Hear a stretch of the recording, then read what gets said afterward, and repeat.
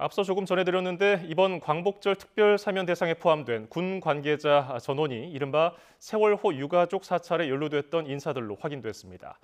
세월호 유족들은 정부가 민간인 사찰 범주에 면죄부를 준 격이라면서 강하게 반발했습니다. 김혜린 기자의 단독 보도입니다.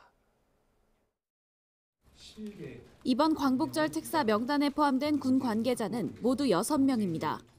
직무상 불법 행위로 인하여 처벌받은 국방부 관할 대상자 6명을 특별 사면 또는 복권합니다. 이 가운데 이름이 공개된 건 소강원 전 국군 기무사령부 참모장뿐입니다.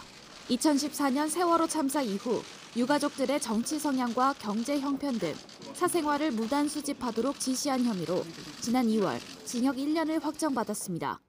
그런데 YTN 취재 결과 사면된 나머지 5명 역시 세월호 유족 사찰에 연루된 전직 기무사 간부들로 확인됐습니다.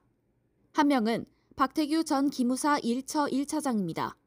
소 전 참모장과 같은 혐의로 기소됐고 2심에서 징역 1년을 선고받고 상고했다가 취하해 지난 4월 형이 확정됐습니다. 함께 재판에 넘겨졌던 손정수 전 기무사 1처장 역시 이번 사면 대상에 포함됐습니다. 특히 손 전 처장은 지난 7월에야 대법원에서 징역 1년 6개월이 확정돼 유죄가 확정된 지 한 달도 채 안 돼 이번 특사 대상에 들어갔습니다. 세월호 사찰에 연루된 전직 기무사 간부들이 대거 사면 명단에 포함된 취지로 국방부는 사회적 통합을 거론했습니다. 상급자의 지시로 불법 행위를 한 공직자에게 사회에 다시 기여할 수 있는 기회를 제공하는 게 타당하다는 겁니다.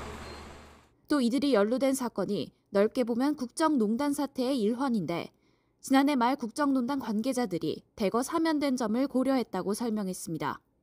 세월호 유가족들은 거세게 반발했습니다. 대법원에서 판결을 해서 형집행이 됐지만은 정부에서는 특사라는 이유로 해서 다 얼렁뚱땅 넘어가서 다 사면을 한다? 과연 이게 국민을 위한 정부인지.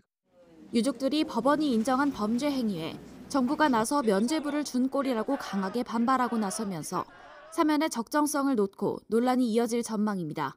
YTN 김혜린입니다.